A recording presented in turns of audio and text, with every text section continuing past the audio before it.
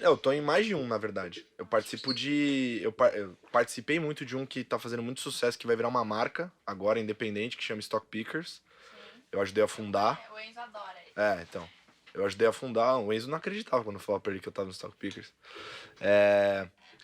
Aí depois agora a gente tem o Fala Rico, que é o nosso próprio podcast da Rico. E aí eu sou um dos apresentadores.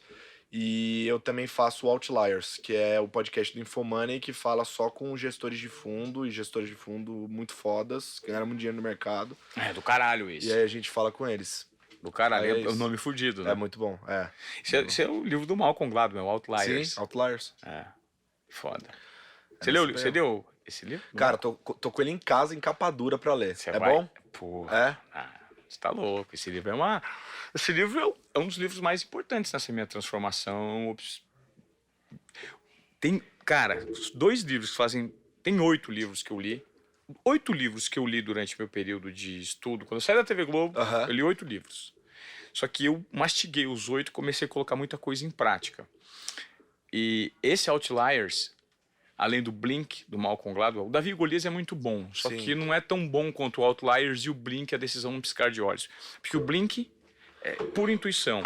O Outlier, ele analisa o track record dos foras de série. Eu amo isso. Isso é muito... Mas ele é muito detalhista nisso. Ele traz dado científico, né? Puta que pariu. É muito, você vai cair das pernas. Não, hora que maravilhoso. Essa porra logo então. E o Frederic Laloux, que é o mais cabeçudo de todos, é o Reinventando as Organizações. É o maior mapa de disrupção de novos formatos de negócio. Organizações que ele chama de organizações Teal. Tem um paradigma verde, que ele fala que é um paradigma muito foda, que são sociedades verdes, que poucas empresas funcionam. E tem a evolução do paradigma verde é o paradigma Teal, que funcionários que autorregulam seus salários, suas responsabilidades, sua jornada de trabalho e tem um retorno absoluto ao meio ambiente. Então, assim, é um ecossistema perfeito de trabalho. E tem umas 8, 10 empresas no mundo que operam nesse paradigma. Que é muito foda. E ele analisa. Cara, e você sabia que vai dar uma acelerada nessas questões agora bem forte. ESG, né? Você pediu pra eu economizar, então eu tô botando filtro aqui pra não sair falando tudo. Mas o ESG vai acelerar. Puxado pela China. Agora. Puxado pela China? A queda do minério de ferro agora foi culpa deles. Tava no plano quinquenal, é que ninguém parou pra ler, né? O plano quinquenal da China. Ninguém para pra ler o plano quinquenal da China. Tá no Brasil, você vai ler o plano quinquenal da China? Não vai. Mas eles fazem um plano estratégico chinês, ele diz tudo que ele vai fazer nos próximos 5 anos. Ele faz o plano. Tem o de 50 e o de 5. Ele fala tudo que ele vai fazer nos próximos 5 anos. No plano dele já dizia que eles iam mudar o framework dele agora de crescimento, alavancagem. Porque a China tem um crescimento de PIB lá de 6, 7, aquela coisa louca, mas o crescimento de PIB real, que é quando você desconta pela dívida do país, é menor, bem menor. Pera, tá vendo? Fudeu. Vamos gravar essa porra. Esse vai durar horas. Segura, por favor. Bora. Gravando já tá faz tempo. Já tá gravando? Agora você me surpreendeu, hein, jogador? Já tá gravando? Então, ó pra você ver, eu não fiz a abertura de Desobediência Produtiva, que a abertura começou com conteúdo. Tô super surpreso. Eu tenho o prazer de receber aqui hoje o Lucas Collazo. O Lucas Collazo é um estudioso da disrupção do mercado financeiro. Por que da disrupção? Esse cara só vai atrás de teses, de situações em que ele enxerga o que ninguém enxerga. Ô, garoto, que prazer ter você aqui, irmão. Tudo bem? Tudo meu, e você? Cara, só há 24 anos a gente tá falando... A gente tava já conversando, né? Eu não sei nem se essa introdução vai ficar assim. O que você acha? Fica assim ou não? Tá ótimo. Deixa aí, pô. É tradição, senão vai dar tudo errado. Eu acho que se ficar assim faz até parte do charme aqui, porque as pessoas que estão acompanhando o podcast vão falar assim, pô, vamos, né? Ele grava no improviso. Eu acho que esse, de fato, é o grande diferencial do nosso conteúdo de podcast, né? É um bate-papo, pô. O que foi? O lance é um bate-papo que possibilita improvisação, verdade, descontração e um conteúdo extremamente provocativo. Esse é o nosso objetivo aqui no Desobediência Produtiva, então eu vou te pedir para você curtir e compartilhar. Porque significa o mundo pra gente quando você, que está aí, de repente... Eu sempre falo, tá passeando com seu cachorro, tá fazendo uma viagem, tá voltando no trabalho e tá acompanhando o nosso conteúdo. Se faz diferença na sua vida, cara, por que não fazer diferença na vida daquelas pessoas que te cercam? né? Compartilhe. Pô, tem um podcast super legal, Desobediência Produtiva, que o Ivan traz convidados incríveis. Temos mais um convidado incrível hoje, que é o Lucas Collazo. Então, conto com a sua participação. E aí, meu irmão, vamos continuar naquele papo da China. Adorei. Bora. Você estava falando que muito do ESG vai entrar nas empresas aqui no Brasil por conta da China. A questão do minério de ferro, me explica por quê. Não, então, o que acontece é o seguinte, o ESG não é uma questão nova, né, no mercado, não é um debate novo, é uma coisa que existe há muitos e muitos anos já. É que tá chegando agora, tá sendo tropicalizado, né, que esse termo tropicalizar, tá sendo tropicalizado agora, chegando aqui. Para você que de repente está se questionando, eu não sei o que é ESG, são as siglas em inglês de ESG. Isso. Environment, meio ambiente. Isso, social And and governance. Social e governança. Isso. Né? Então, esses são os pilares que precisam estar presentes hoje numa empresa sustentável. Esse é um selo de reconhecimento muito exigido hoje em dia, né, Collazo? O seguinte, é um conjunto de ações, né, que você desenvolve que vão impactar nesses 3 pilares o pilar ambiental, o pilar social, então o impacto social que você gera, né, e a governança, que é uma questão mais comum aqui no Brasil, né, a preocupação com governança corporativa, como a empresa é gerida, isso já era uma coisa que sempre foi analisada aqui, até por causa de corrupção, etc., Sim. já era uma coisa comum. Mas essa parte de impacto social das companhias e a pegada, né, o footprint que elas vão deixar aqui, do ponto de vista ecológico, O rastro, né? já é uma coisa um pouco mais nova, né, mas que está andando rápido e vem se desenvolvendo. E agora essas questões aceleram, por quê? Acho que você tem dois pontos ali, né? O primeiro, o Joe Biden, ele tem uma agenda muito forte voltada para isso, né? Ele é uma pessoa muito preocupada, o governo dele é um governo muito preocupado com isso, muito provocativo, né? Ele provoca outras nações em relação a isso também. E a China mudando o seu framework. Então imagina que a China é a maior fábrica do mundo. Eles são a maior fábrica do mundo. E o trabalho deles, que eles fizeram até aqui, foi fantástico. Se você vê a mudança demográfica da China, é uma coisa de louco. Eu não sei exatamente o ano agora, eu espero não errar, mas 1930 e pouco, a China tinha, sei lá, 95, 96, 93% Moral. da população em estado de miséria, recebendo menos de $100 por dia. Hoje esse número é 3%. Não, menos de $100 por dia. E miséria, não era pobreza, era situação Não, mas de você acha que miséria. não, na verdade $100 por dia é a referência que você fez. É uma métrica que utilizam para definir. Não, então, mas estado- assim, por exemplo, estado de miséria você recebe $80 por dia, não é estado de miséria? Vamos refazer essas contas. Não, Não? eu Tipo, não- $1 por dia, não deve seria? ser alguma $1, coisa. Talvez $1 por dia, É. porque acho que $100 por dia é uma realidade, por $100 por dia. Você É bastante dinheiro. É bastante. Vamos colocar assim, 99, $3 mil por mês não é ruim. Não. Mas estado de miséria, Aham. e eles fizeram uma mudança demográfica absurda. Teve uma mudança, né? Metropolização da população. Então muita gente veio para cidades, da zona rural para cidade. E a China cresceu ao longo dos anos demais, com muita base em alavancagem. Então, dívida para todo lado, vamos crescer. Crescimento a qualquer custo. A partir de agora, esse framework ele muda, focado muito na qualidade de vida do cidadão, diminuição de emissão de gases, né? E por aí vai.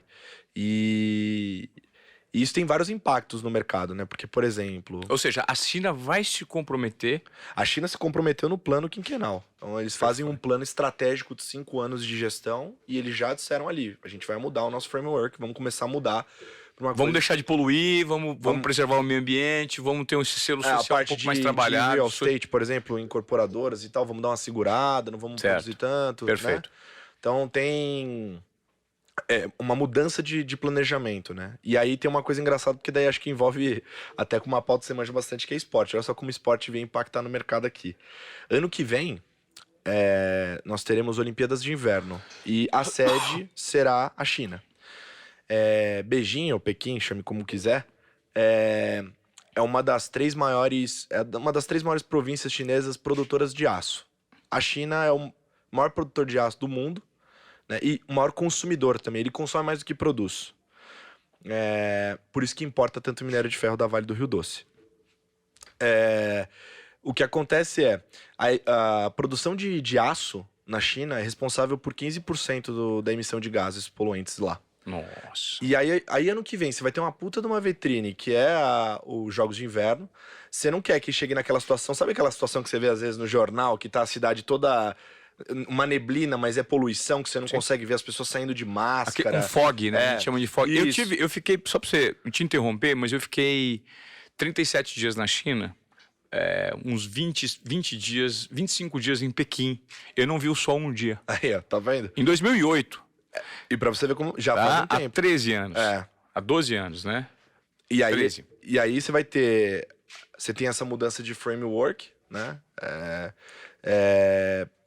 Ano que vem a galera vai tá todo mundo olhando pra lá. Eles não querem estampar que estamos poluindo e tal. E eles começam a atacar. Então, cresce... eles seguram a produção de aço, atacam esse segmento, né? O governo lá é bem intervencionista. E aí, como resposta, você tem se você vai produzir menos, você vai demandar menos minério de ferro. E o principal cliente da Vale do Rio Doce é o minério de ferro. E aí o minério despencou e levou a Vale junto, né? A Vale caiu junto. Então... Mas era uma mudança, assim, eu acho que é engraçado que era uma mudança que já estava sendo premeditada. Porque tem muita coisa de curto prazo que faz as pessoas mudarem um pouco de opinião, né? Porque... Em paralelo a esse plano, você tem a questão de que a China está competindo com os Estados Unidos para ver quem é a maior potência do mundo. E se você vê historicamente, todas as últimas vezes na história que as grandes potências se encontraram, brigando pela primeira colocação, deu em guerra, né? Só que a guerra da atualidade não precisa ser com armas, bombas, explosão, Sim. não precisa. Pode ser uma guerra comercial, né? Pode ser uma guerra, as guerras de sanções comerciais que vem sendo travada faz um tempo. Desde 2018, 2019, ele já começou a se intensificar. É uma coisa assim que veio para ficar.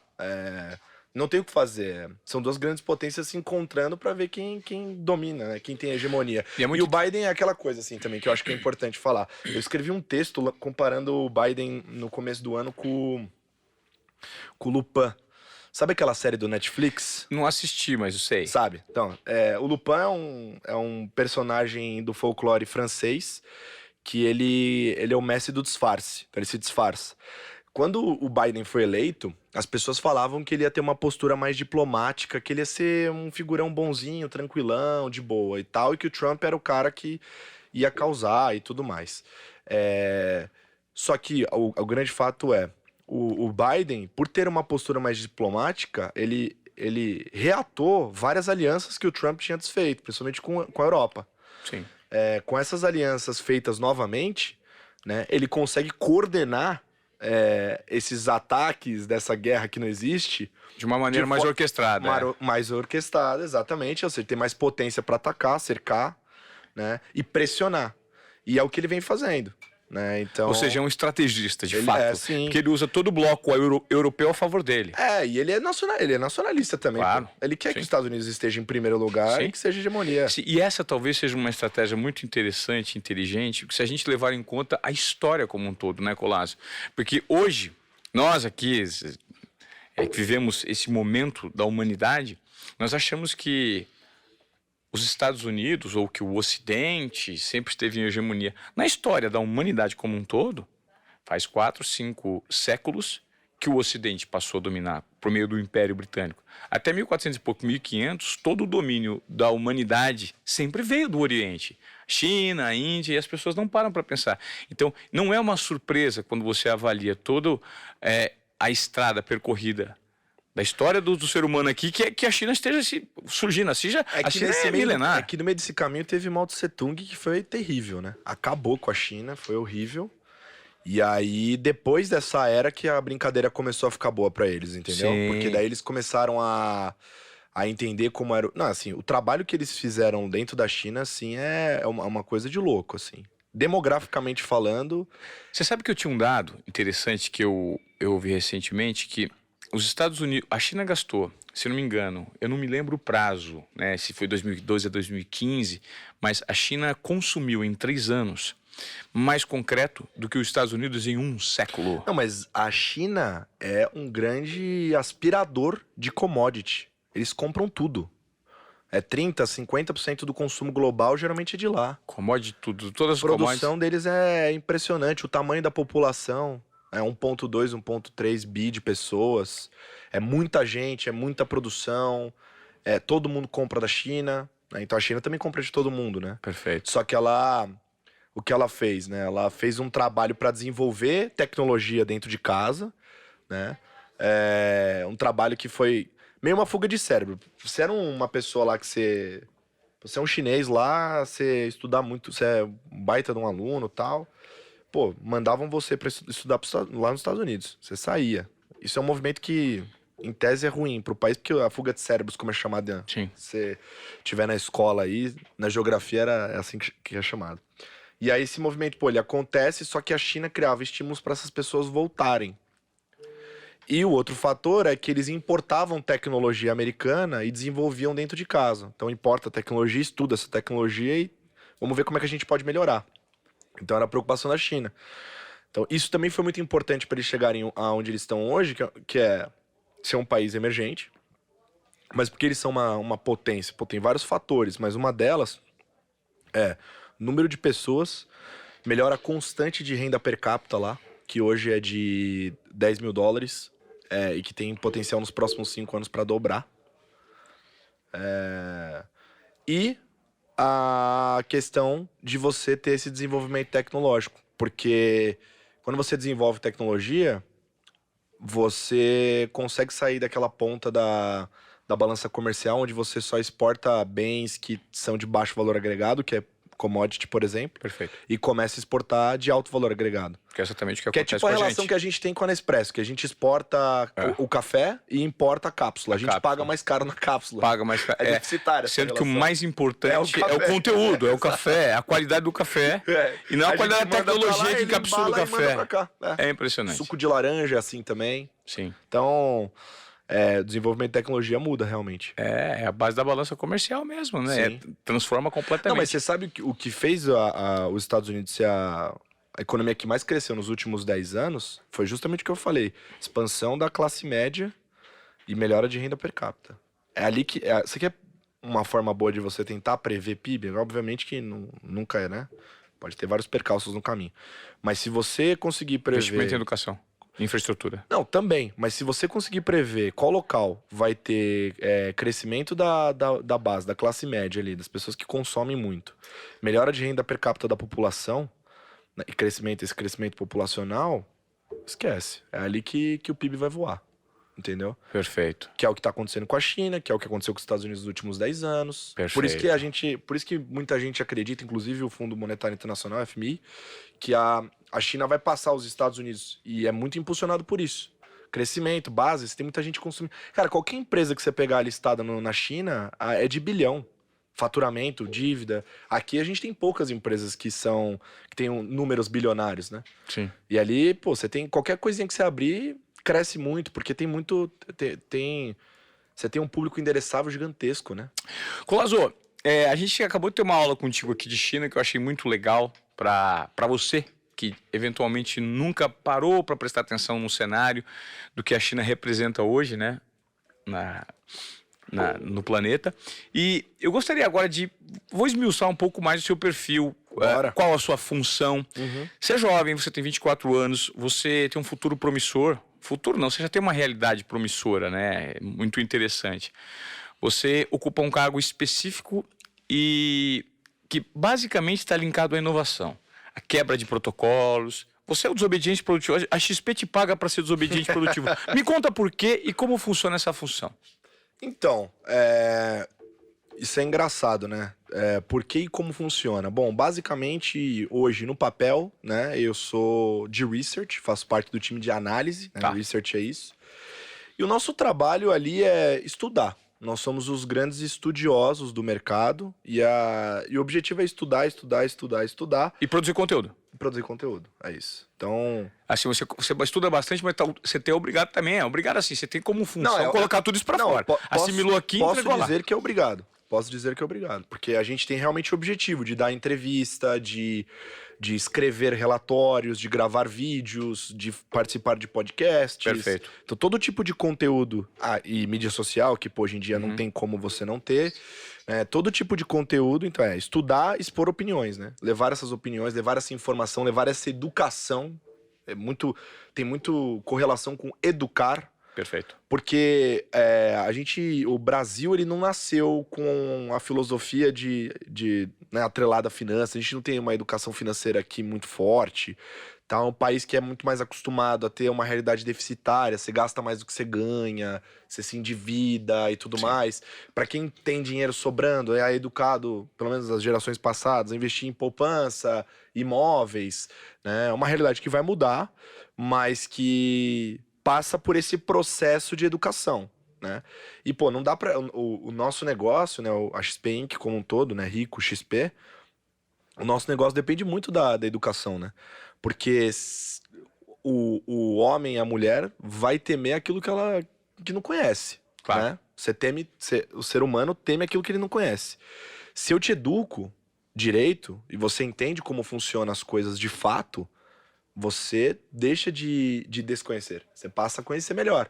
E aí você se sente mais confortável a tomar decisões de investimento, seja ela qual for. Não estou interessado em saber qual é. Eu estou te educando para você tomar a sua decisão final. E aí, a partir desse momento, você passa a investir. Então, é bom para você e é bom para mim. Né? Então, educar é um pilar fundamental do nosso negócio, que vem crescendo muito. Eu acho que as profissões que são muito coligadas com isso crescem muito hoje. Então, produtores de conteúdo no geral crescem muito, assessor de investimento, que tem esse papel de meio que pegar na mão da pessoa. Cresce bastante. Cresce muito, né? Então, são profissões que crescem bastante porque exercem essa função meio que de educar. Educação, levar informação, trazer um pouco mais para a realidade. É que a dificuldade de você educar um país... E aí, eu não sei se a gente está sendo ambicioso demais, é muito grande, né? Claro. Então, a gente tem que... Isso, na verdade, é uma tarefa básica do Estado, né? Previsto na Constituição. Sim. Só que aqui é entregue de uma maneira descaradamente mal feita. Que da parte financeira realmente... Por exemplo, na faculdade, eu fiz faculdade de administração com ênfase em comércio exterior. Eu não tive quase nada disso, do mercado financeiro. E os meus amigos que fizeram economia tiveram uma matéria. Então as pessoas têm aquela imagem, né? Tipo, a pessoa fez economia, ela é um expert em mercado financeiro. Não necessariamente. Interessante. Né? Porque dependendo, obviamente, do curso, tem curso que é mais aprofundado e tal, mas na média você acaba não passando tanto, né? Tanto é que tem meio que uma coisa um jargão assim implícito no mercado que só entende quem trabalha. De fato, que se aprofunda, entende mais, né? E aí meio que a faculdade do mercado financeiro, dos investimentos, acaba sendo isso. Então, o trabalho é esse e o desafio é muito grande, porque eu preciso pegar um assunto, uma ciência intangível para a maior parte das pessoas e mostrar para elas que está dentro do dia a dia delas. Então, você não investe o seu dinheiro porque é legal virar no fim do ano e falar, minha carteira rendeu 19% no ano. Porque o que é 19%? Não sei. Você investe porque você quer comprar uma casa. Você investe porque você tem o sonho de pagar uma boa faculdade para o seu filho e para sua filha. Você investe porque você quer pagar o aluguel da tua mãe, você quer tirar sua mãe do aluguel, você quer ajudar sua mãe com qualquer coisa, seu pai com qualquer coisa, você quer estudar fora. É para isso que você investe seu dinheiro. Você quer ter uma aposentadoria. Então, por exemplo, hoje mais cedo eu gravei meu programa com o Evaristo Costa, que também é ex-global como você. Sim. O Evaristo, ele guardava o dinheiro dele desde os 13 anos, quando ele estava na roça ainda.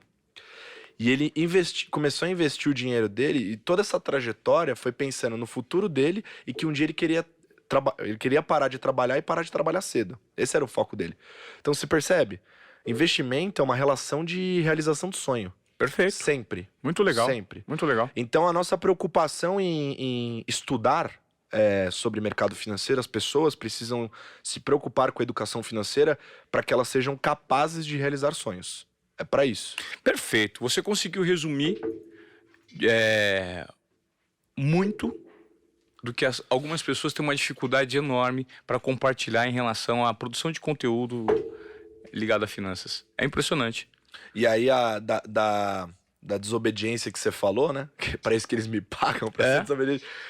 Porque pra você quebrar isso, cara, é muito difícil. Tipo assim, você Muito. imagina alguém com o braço fechado, falando de mercado financeiro, até pouco tempo atrás isso era inimaginável. Braço fechado para você que está nos ouvindo no áudio. Sugestão, primeiro, vai lá no YouTube, que é legal também, Boa. assista o vídeo. Isso aí. E o braço fechado é o braço tatuado. O Colasso tem um braço tatuado direito dele, tem Inteiro. tatuagem até o punho, Ele tá inteiro. dizendo que, pô, é verdade, isso é uma mudança completa. Porque E quando eu fiz, Ivan, as pessoas falavam pra mim, cara, você vai perder o emprego. Você não vai conseguir arrumar mais emprego. Quem que vai te querer no mercado financeiro se você vai ter... E aí, hoje em dia, eu vou gravar vídeo, vou participar de qualquer coisa, vou com uma manga comprida. Se não tiver muito frio, as pessoas vão virar pra mim e falar, você pode tirar a blusa pra mostrar o teu braço? Pra o braço aparecer? Porque virou meio que um símbolo da democratização dos investimentos, entendeu? Perfeito. Isso é muito. Isso no Reinventando as Organizações do Frederico Laloux é o paradigma. Vivíamos do paradigma laranja. Que ele diz que vivem as estruturas, por exemplo, militares, a igreja. Né? Na igreja você não Sim. pode ser um padre com o braço tatuado. Não. Então, a gente deu esse salto evolutivo, você é um dos representantes dessa inovação. E a pergunta que eu gostaria de fazer é: o que precisa necessariamente para, imagino, ocupar um cargo como o seu, dentro desse ecossistema, são os cargos de vanguarda, né? Pesquisa para compartilhamento de educação. Então você está muito ligado à cultura organizacional e à cultura de exploração, de prospecção, né? De andar para frente. Você está ali na frente, você é o farolete que está iluminando e identificando novos públicos. O que exige, além de muito estudo e produção de conteúdo, Colasso? É entrega diária? Como funciona? Qual que é a rotina? Tá. Pra você conseguir fazer isso, você tem que ser muito apaixonado. Muito. Tipo, pra mim é o chute inicial, assim, da história. Porque fazer o que eu faço não é um trabalho, é um estilo de vida. Do momento que eu abro o meu olho ao momento que eu fecho o meu olho, eu tô trabalhando. É que pra mim eu não tô trabalhando, é meu estilo de vida. É porque faz parte muito da sua vocação, né? É porque você não sabe a hora que vai sair um dado, uma informação, uma notícia. Você não sabe a hora que alguém vai te perguntar alguma coisa. Você não sabe a hora que um repórter vai ligar, que um jornalista vai ligar pra conversar com você. Então, porque você é o responsável por toda essa análise e por essas entrevistas que você vai dar. Dou entrevista, participo de programas, né? Então, você não sabe. E hoje em dia não tem mais a separação de CPF e CNPJ também. Claro. Né? O tempo todo você tá representando, né, a empresa que você tá. Preparado o tempo inteiro, Então, né? qualquer lugar que eu tiver, o que eu falar pode ser bom ou pode ser ruim, né? Então, eu acho que é meio que um estilo de vida, assim. Então, você tem que ser muito apaixonado, porque se você não for, vai te consumir. Perfeito. Você vai começar a falar... porque, por exemplo, eu não tenho horário fechado. Não tem horário, não tem tipo, eu entro às 9 e saio. Não tenho. A única rotina travada que eu tenho é da manhã, porque a gente produz um relatório matinal que diz como tá os mercados pela manhã e tudo mais, chama Rico Matinal. Tá. Dá pra acessar lá na Reconnect. Mas é a única agenda travada. Então eu sei que das 6 até as 9 da manhã eu tô fazendo isso, de manhã. O resto do meu dia, totalmente flexível. Você dorme pouco? Então, depende da fase. Eu acho que maturidade é muito sobre alocação de recurso. Você tem que aprender a alocar seus recursos. Maturidade financeira. Não, maturidade como um todo. É muito sobre alocação de recursos também. Então, sei lá, no mercado financeiro a gente aprende sobre a teoria do portfólio eficiente, né? O asset allocation. Tá. Então a gente roda uma filosofia que chama Markowitz, que foi feito por um economista. E aí essa filosofia, ela vai dizer pra você o quanto você coloca de dinheiro em cada coisa. Beleza. O dinheiro que você coloca em cada classe de ativo vai mudar dependendo do cenário. Eu acho que na sua vida você tem que fazer o mesmo, em termos de tempo. Sim. Então, eu não sou aqueles caras do 5 AM Club que vai vir aqui falar, tipo assim, não, acorda todo dia, sei lá, 3 da manhã, porque só assim você vai conseguir performar. Não acho que tem muita gente eficiente que acorda próximo do horário do trabalho. Eu conheço algumas. Eu acho que é uma questão de escolha, né? Eu me sinto bem acordando mais cedo e durante a semana dormindo menos. Porque eu gosto de produzir, eu sou uma pessoa ligada no 320, eu gosto de produzir. Porém, eu sei que biologicamente falando, eu preciso de pelo menos 8 horas por dia de sono. Perfeito. Então eu fico devendo na semana mesmo, e aí no final de semana eu recompenso. Ou em alguma semana que eu tô mais exausto, eu tiro um pouco o pé e acordo um pouco mais tarde.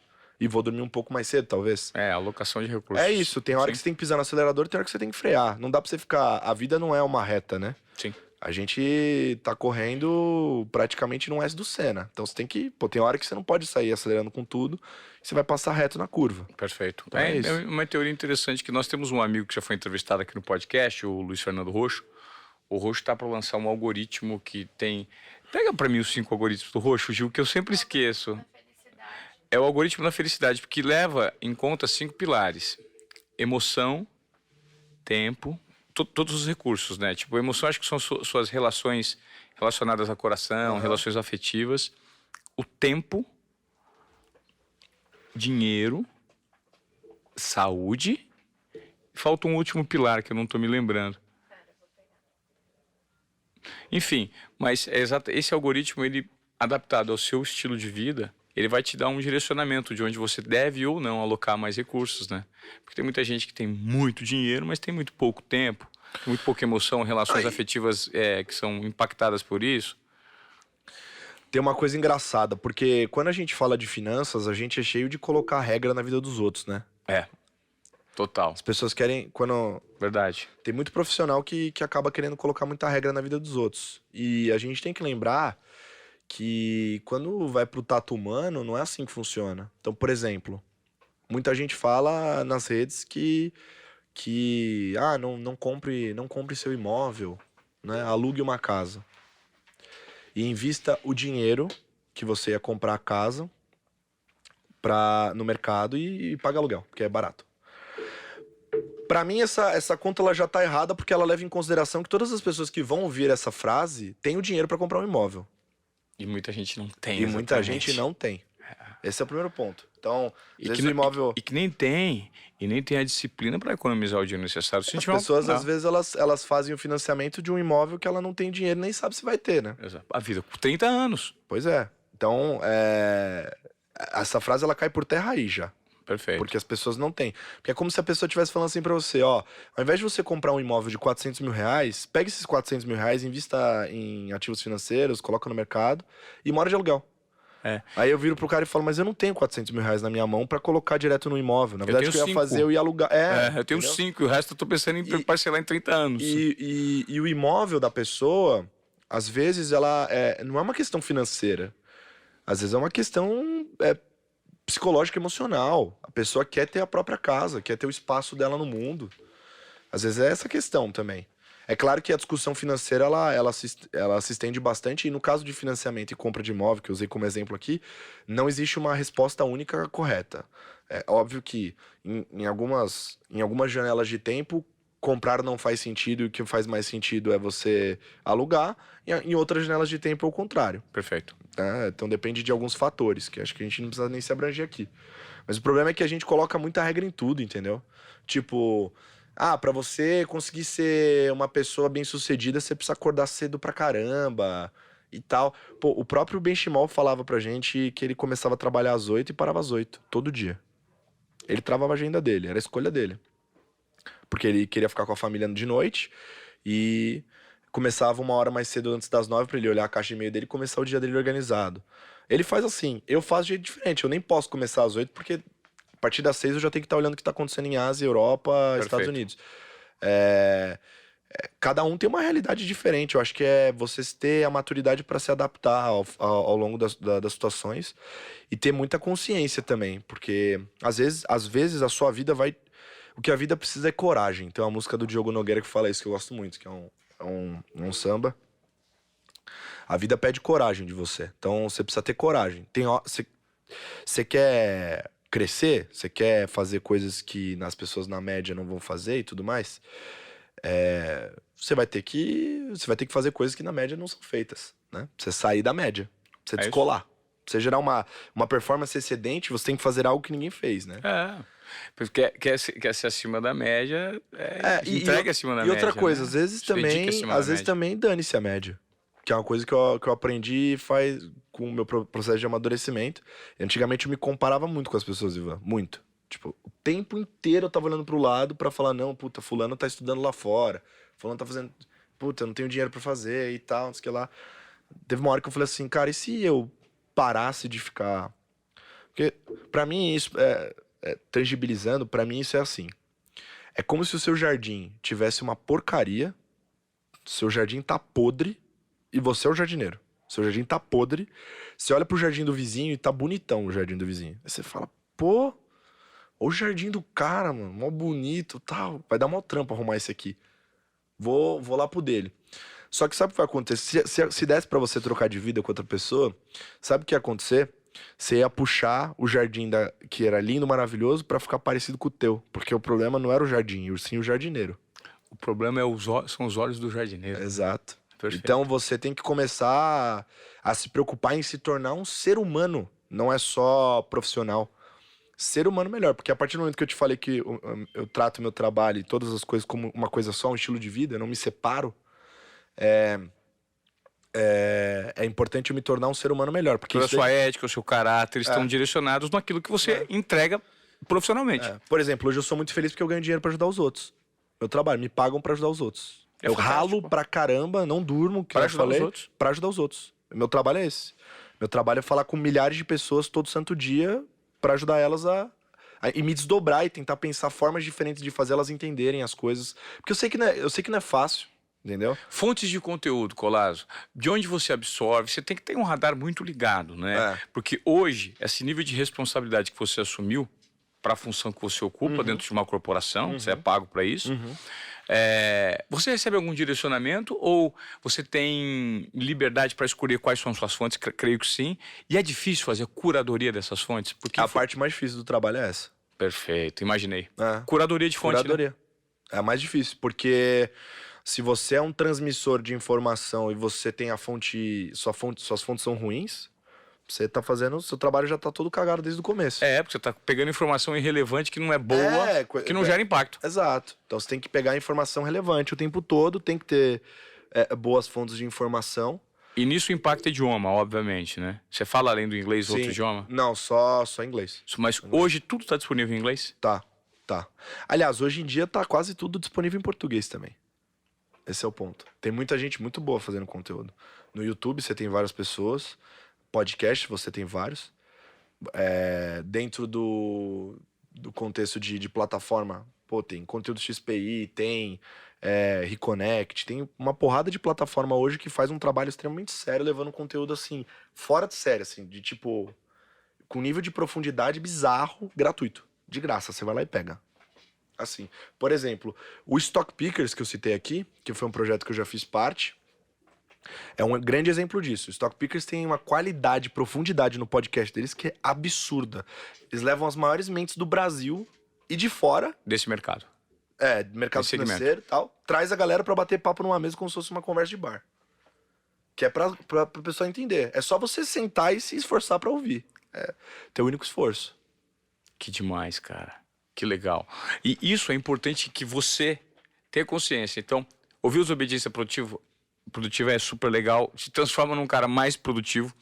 O fato é que, hoje, a fonte de conhecimento disponível no digital, ela é muito grande. E talvez, se você não está gerando nenhum tipo de transformação ou conseguindo colocar em prática parte do que você assimila, talvez seja o momento de você mesmo se questionar se faz sentido continuar ouvindo aquele podcast, vendo aquela série, ou lendo insistentemente um livro que não necessariamente é para você nesse momento, né? As pessoas Por às isso vezes... que você tem que compartilhar o Desobediência Produtiva, tá vendo? isso, que é cara. bom pra caramba isso aqui. É bom, a gente aqui o tempo inteiro tá tentando extrair conteúdo do entrevistado, nosso, para gerar a maior transformação possível na sua vida. Então, ouvir Desobediência Produtiva passa a ser Eu vim com bastante expectativa, viu? uma obrigação. Você veio? Vim. Porque você falou que você ia me desdobrar inteiro. Eu falei, ferrou. O que ele vai fazer com isso?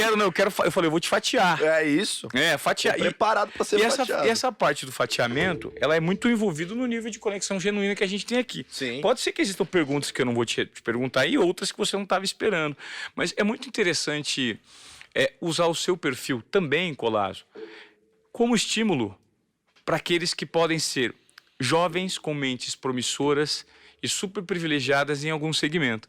Então, hoje a gente passa por um movimento de educação informal no mundo. Educação informal, cara, porque o Estado não dá conta, principalmente no Brasil. Então, esses agentes de transformação por meio da educação informal, que é o seu caso, eles têm uma responsabilidade muito grande.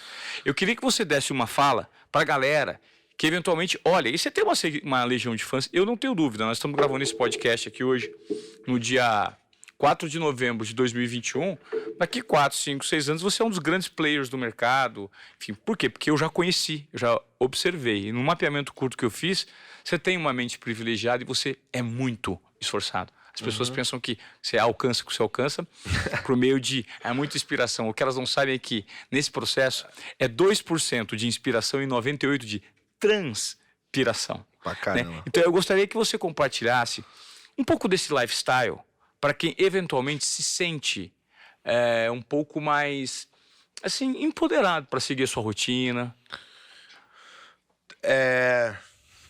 Tá. Pô, pensa no seguinte. Pensa que o que traz performance e segurança para uma aeronave não é o piloto, é o computador de bordo. É o investimento nessa tecnologia. E essa tecnologia, ela é muito avançada, as pessoas não sabem, né? Mas é por isso que avião custa tão caro. E é uma tecnologia que ela consegue avançar sozinha. Acho que é a mesma coisa, talvez um exemplo mais millennial aí, o Tesla. O Tesla é um carro que você compra e o computador de bordo dele continua avançando e melhorando o tempo todo. Só que isso parte de um pressuposto, de uma ideia. E essa ideia, quando a máquina é você, chama mindset. É aí que começa. Então, o principal estudo que você tem que fazer antes de qualquer outro estudo é o autoconhecimento. Se estudar. Entender você. Entender onde tá. Porque você só vai pegar uma marreta, uma wrecking ball lá da Miley Cyrus e arrebentar um muro se você sabe onde tiver um muro. Se você não sabe onde tá um muro, você não vai acertar muro nenhum. Então, para você saber onde tá suas barreiras, suas limitações, os pontos que você tem vantagem, que você pode explorar em determinados ambientes, vem muito de autoconhecimento. Então, eu investi muito em me conhecer. É muito interessante quando você toca nesse ponto de se conhecer, porque existem períodos e a maturidade é relativa. A maturidade para uns chega de forma mais precoce, para outros não. Como você mergulhou nesse processo de autoconhecimento para extrair essa maturidade? O que contribuiu e quais foram os processos? Que eu tive que trabalhar desde cedo. É isso. Acho que o esporte ajudou muito, porque o esporte... Toda vez que eu saía da quadra, quando eu jogava bola, todo mundo falava que eu era um puta líder, e eu tinha, tipo, 10 anos. Então, isso já me mostrava alguma coisa desde cedo. Ou seja, você começou a mapear de forma precoce. Comecei a mapear de forma precoce. Comecei a perceber que eu tinha... Eu comecei a perceber que eu gostava de jogar em time ruim. Tá. Por quê? Porque gerava mais desafio e outra. E que eu fazia o time ruim ganhar e em tese, se eu sou uma pessoa que jogo bem e tô num time que tecnicamente é inferior, essas pessoas vão me ouvir.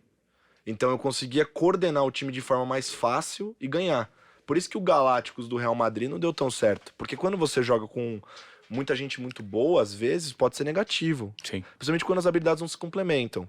Complementariedade. Exato. Então, o que eu fazia? Eu era um jogador coringa, quando era moleque, jogava em qualquer posição. Eu jogava na posição que meu time não conseguia fazer. Eu me colocava nela, independente de qual fosse. E eu coordenava os demais pra fazer. E aí eu escutava da galera mais velha falando, cara, você é um puta líder. Legal. O jogo todo gritando, falando, puxando, empurrando, falando posição e não sei o quê. Então, e como é gostoso só fazer nessa fase você começar desde cedo a se apropriar das suas características e principalmente, Colasso, das suas qualidades. O que é a dificuldade de muita gente? Quantas vezes você chega para algumas pessoas e você fala assim, ei, presta atenção, você é bom pra cacete fazendo isso, você não percebe? Eu faço isso direto, toda semana eu faço isso. Não faz? Pra caralho. Por quê? Porque você intuitivamente, de uma forma orgânica, você desenvolveu isso. Exato. Né? E esse comportamento, às vezes, para algumas pessoas, ele é o mais difícil. Não é nem trabalhar o nível de conteúdo, de conhecimento, o nível de expertise delas. É trabalhar essa parte mental de que, de fato, elas podem, que elas são muito boas e não percebem. Tem uma coisa que a gente fala, né, sobre hard skill e soft skill, né? Por exemplo, liderança é hard skill, né? Sei lá, ser bom em Excel, é hard skill, né? Soft skill, aquela coisa que tem mais a ver com comportamento, com querer fazer as coisas acontecer, aquela coisa mais intangível. Essa é a mais importante. Se você tem soft skill, você tá me olhando agora, qualquer hard skill que você quiser ter, você terá. Pode anotar, você me cobra depois. Qualquer um. Se você tem um lado soft construído, qualquer um. Porque, cara, a partir do momento que você quer muito alguma coisa, você focou, você expandiu e você tá disposto a fazer o que for necessário pra chegar lá, você chega. Nada vai te parar. Difícil te parar. Pode acontecer não no tempo que você deseja, porque daí a vida tá te dando uma lição. Perfeito. Mas Não, é o tempo que tem que ter, né? É o tempo que tem que ter. Quanto tempo demora? O tempo que tiver que ter. eu nunca imaginei que eu ia estar onde eu tô hoje. Nunca. Então, Nunca. com essa idade. Então eu descobri que eu tava sonhando pequeno. Em tese, né? Se eu olhar pro que eu sonhava quando eu tinha 15 anos e ver o que eu fiz agora, eu tava sonhando pequeno, né? Sim. Então a gente nunca tá sonhando grande demais.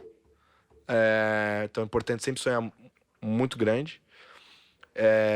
E ter muita maturidade de entender o momento, abraçar as situações, sabe? Por exemplo, eu não tinha grana. Tipo, não faltou nada pra mim, mas eu não tinha grana.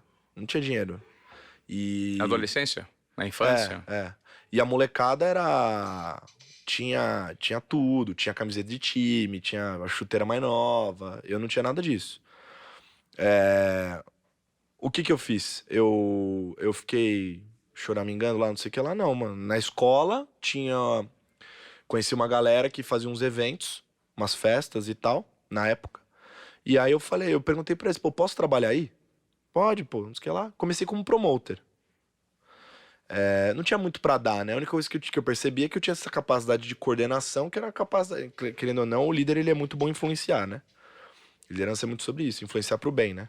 Então eu influenciava as pessoas a irem pra festa e tal, eles iam. Aí eu comecei bem, aí eles falaram, pô, você não tá afim de pegar os camarotes? Eu vou pegar então, eu pego. Eu saio da porta, paro de fazer promoter e pego lá. Daí eu peguei os camarotes. E aí o que acontecia? Eu tinha 15 anos, 15, 16 anos. A gente recebia um valor que a gente podia consumir, tipo de uns R$300, assim, uma coisa do tipo. Enquanto a molecada da minha idade, que tava lá trabalhando também, tava usando esse dinheiro para consumo próprio, depois de um determinado horário da festa, e largava até os clientes lá e tal, do momento que começava, do momento que terminava, eu tava no andar do camarote lá para atender todo mundo, e era tipo assim, o cara derrubou o copo dele ali, que tava com um uísque e um energético. Eu ia sem falar nada pro bar, pegava um copo idêntico ao dele com a minha consuma e dava na mão dele. Falava, ó, vi que caiu ali, pô, acidente acontece, relaxa, tá comigo, ó, tô aqui. Aí o cara ficava assustado, falava, como assim, cara? Ela falou, não, cara, imagina, tá comigo, pode pegar. Aí os caras começaram comecei a criar relacionamento com eles. Teve um momento que... E até mesmo oferecer. Você sempre é um consumidor aqui, vem toda semana. Lógico. Vou fazer o seguinte, hoje você não vai gastar, hoje é por minha conta. Exato. Isso é maravilhoso. Cartão aí, de visitas... E aí eu comecei a usar esse poder de observação para desenvolver essa base de relacionamento e fui juntando uma grana, entendeu? Uma grana, tipo assim, a grana que eu juntava nessa época com 15, 16 anos era uma grana que eu demorei para ganhar de novo, viu? Estagiário ganhava bem menos. Entendi. E eu juntei esse dinheiro, juntei. Daí quando eu fiz uns 18 anos, falei, pô, vou empreender e tal, não sei o que lá. Me apaixonei pelo empreendedorismo, fui empreender. Tentei abrir uma startup e tal. Tô sintetizando bem a história, mas eu quebrei basicamente, não deu certo. Só que quebrar é muito doloroso, né? E quebrar com 18 anos é porque quando você, tipo assim, eu entrei na faculdade, eu era empreendedor. Aí eu chegava na sala, a galera falava assim, esse moleque aí, você é louco. Vai voar os professor? Fala, professor, tudo bem? Você tá ali no fundo que eu sou empreendedor. Aí, a galera adorava, a galera adorava e tal. Uma perna lascada. Qualquer exemplo na aula falava o meu nome, não sei o quê. Só que eu percebi que eu tava começando a virar empreendedor por status. Tipo, eu tava começando... A empresa já não tava andando tão bem e eu tava struggling lá porque eu... Sabe, tipo, não, eu vou ser empreendedor, eu vou ser o Steve Jobs, eu era muito fã de Steve Jobs na época e tal, queria trabalhar na Apple também. E aí, não, vou. Aí teve uma hora que eu falei assim, peraí, eu comigo mesmo, ninguém falou pra mim, porque meus pais nem sabiam dessa história. Eu olhei e falei assim, cara, eu não tenho capacidade de levar o negócio para outro patamar. E eu não vou fazer por fazer. Se for para eu fazer, last job in life. Então, eu vou estopar aqui, vou parar, vou ter a humildade de dar passos para trás, que na minha cabeça eu ia dar muitos passos para trás ali, mas que eram necessários. E aí eu passei uma fase que eu não tinha grana pra nada, duro, duro, duro, duro. Trabalhei 1 ano e meio de graça na empresa júnior do Mackenzie. Entrei lá como trainee e virei diretor de lá. E foi um processo muito importante pra mim, porque uma hora, se eu pudesse citar um aprendizado só que eu tive na empresa júnior, que eu aprendi a parar de falar eu e começar a falar nós. Foi lá que eu aprendi a fazer isso. Porque até então eu coordenava as pessoas e tudo mais só pra benefício próprio e tal. E aí isso mudou lá dentro. Porque eu percebi o impacto que eu gerava na vida das pessoas. E aí eu aprendi a falar nós. Entrei na XP num processo relâmpago. Foi tipo de um dia. Eu era estagiário, tinha as mesmas metas de todos os analistas. Então era cobrado o mesmo de uma pessoa de 26 anos, 27 anos com 19. Por conta da minha capacidade de comunicação, que eu fui colocado nesse posto. E eu não tinha medo, não. Eu fazia o que precisasse. Então, por exemplo, pra quem assistiu aí Pursuit of Happiness, lá, Procura da Felicidade, tem uma cena lá que ele tá dentro do escritório, ele mostra um pouco da rotina dele, que ele não tomava café, não tomava água, porque ele economizava tempo e tal. Era muito parecido. Foram poucas as marmitas que eu esquentei lá na XP nesse começo. Porque eu queria ficar no telefone, eu queria falar com os clientes, eu queria estar perto dos clientes, eu queria aprender, eu queria estudar. Eu tinha faculdade depois, eu tinha que fazer isso em menos tempo. Então, bora. Intensidade, né? E aí as coisas foram... E aí você falou de educação informal. Se eu te falar que a maior parte que eu sei das coisas e o que me deu o posto que eu tô hoje foi basicamente educação informal, você não acredita, porque foi. Sim. Estudando em YouTube, lendo paper disponível na internet. E hoje em dia a internet é uma ferramenta que é fantástica, só que as pessoas não sabem usar muito bem, porque tem preguiça e tal. Tem dificuldade, Colas, não é todo mundo que tem. É louco o que você está falando. Porque até eu tenho uma certa dificuldade de curar conteúdo na internet. Curar conteúdo é um trabalho... É difícil mesmo. Tem que ter paciência, né? Curar conteúdo, para você que está aqui, às vezes você tá aí meio questionando. Eu vou entrar depois no assunto comunicação, que você falou que foi o diferencial.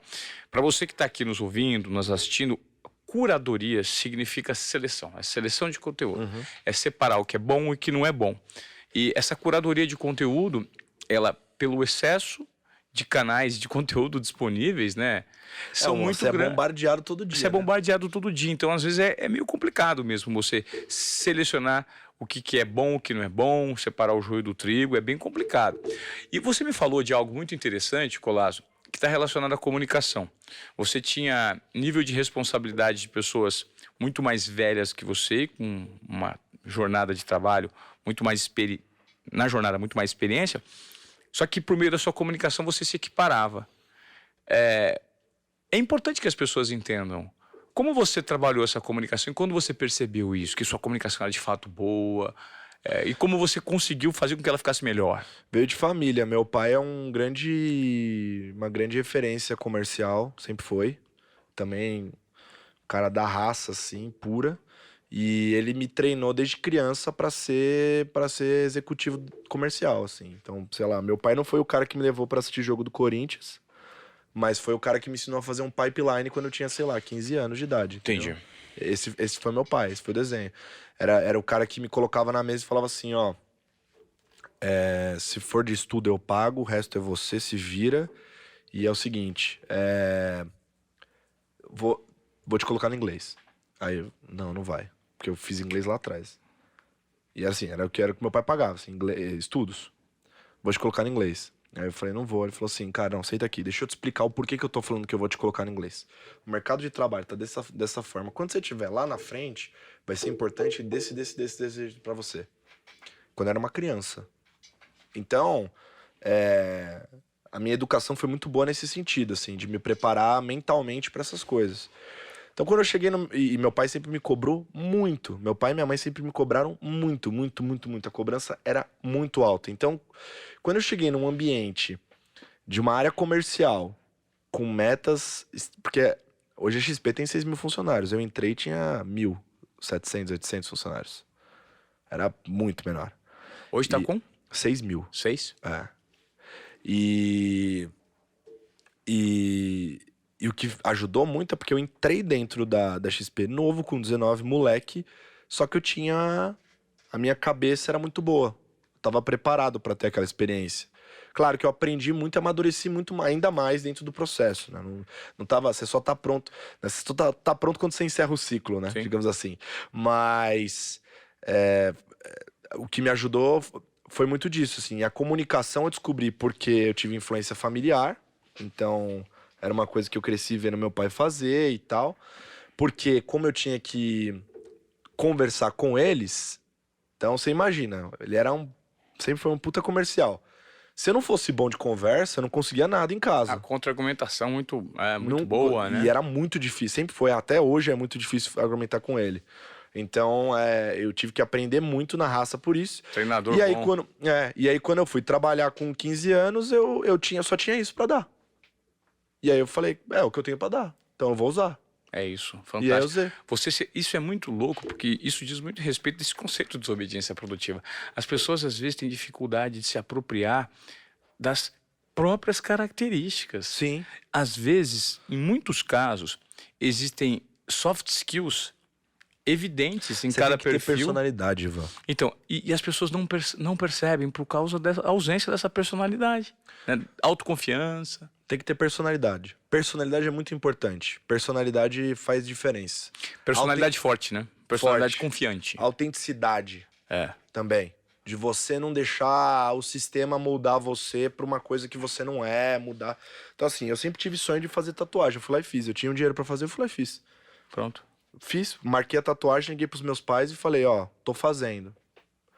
Na minha entonação de voz, o meu pai, que é o cara difícil de argumentar, falou, só Opa. faz um lugar aí que dá pra esconder. Foi o máximo que ele conseguiu falar. Mas eu fiz, mesmo com todo mundo falando pra não fazer. E aí hoje, eu não sabia disso, mas hoje é um ponto positivo, digamos assim. Sim.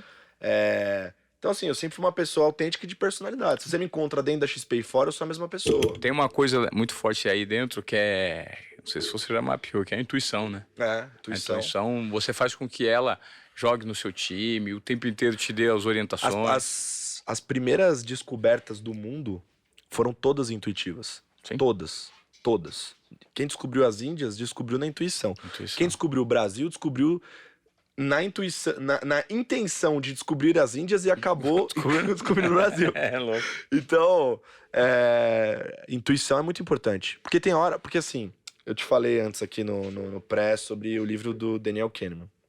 Eu vou passar um conceito do livro, que é um livro, eu não lembro quantas páginas tem página pra caramba lá. É muito bom, que é o Think Fast and Slow, lá, o Pense Rápido e Devagar.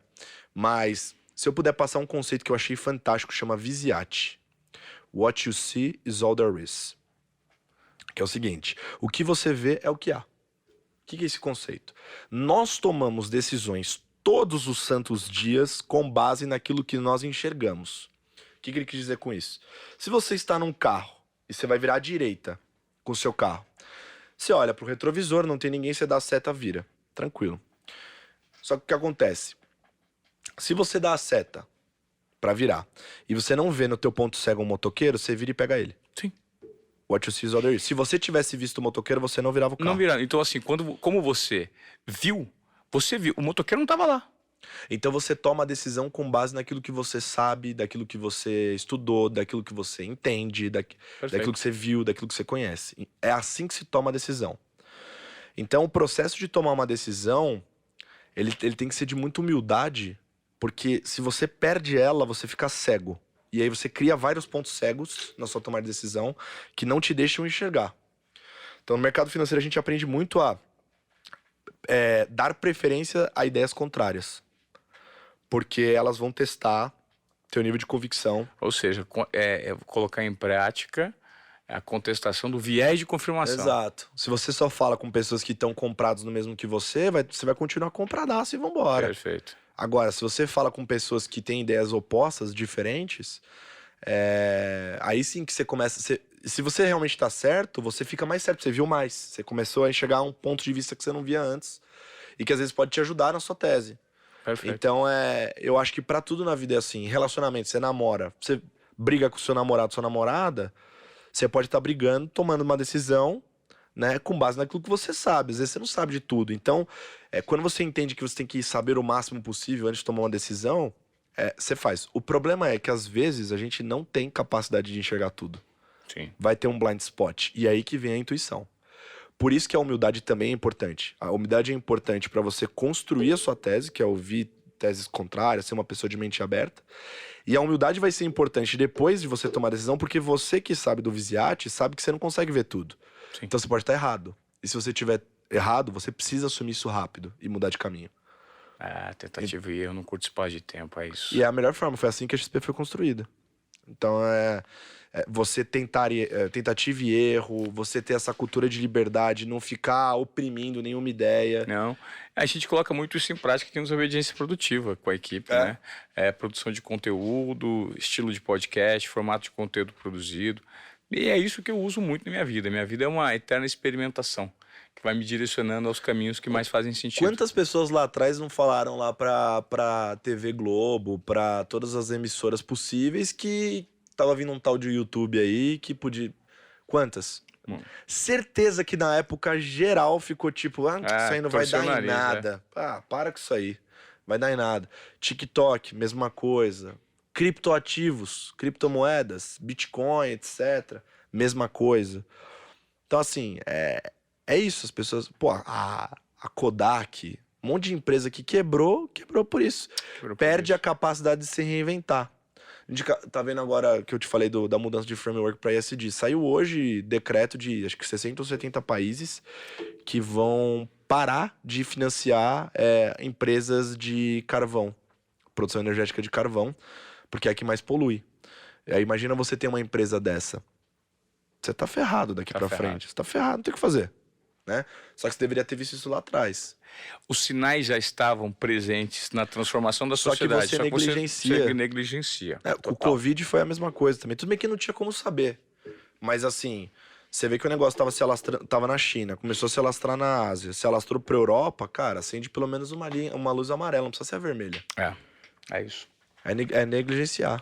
Ô Colasso, cara, como encerramento eu adorei essa sua fala que você me deu relacionada, cara, a esse ponto cego que você vê e que ninguém sabe de tudo, e dessa noção de humildade, porque eu acho que isso é um conceito muito importante trabalhado aqui com a nossa audiência do Desobediência Produtiva, né? É o se propor ao risco, é se apropriar das suas características, é ter um nível de confiança mínimo para você usá-lo a seu favor, e que eu acho que faz todo sentido, né? Para quem trabalha no seu segmento ou não. No seu segmento todos, aí, né? em todos os segmentos, é começar a olhar um pouco mais para dentro de si e ver de que forma você pode usar e fazer uma otimização dos seus recursos para ter uma alocação, né, desse recurso de uma forma mais assertiva. Cara, eu queria te agradecer pela participação. Creio que nós vamos nos ver em outros conteúdos, em outras situações. Sim, senhor. Acho você um jovem prodígio que de fato vai gerar muito barulho no mercado. Nós já conversamos sobre isso em outro ambiente. Então, assim, aposto muito em você e sou grato principalmente pela provocação que você gerou aqui hoje, né? Não só o conhecimento, mas eu acho que é super interessante ouvir esse tipo de provocação, de comportamento que você tem, e a sua performance entrega muito do que você do seu track record, né? A sua performance fala por si. Então, valeu, e deixa um recadinho final pra galera do Desobediência Produtiva. Antes de começar a pensar em investir no mercado financeiro, pense que o melhor investimento inicial, e aliás, pro resto da sua vida, sempre vai ser você.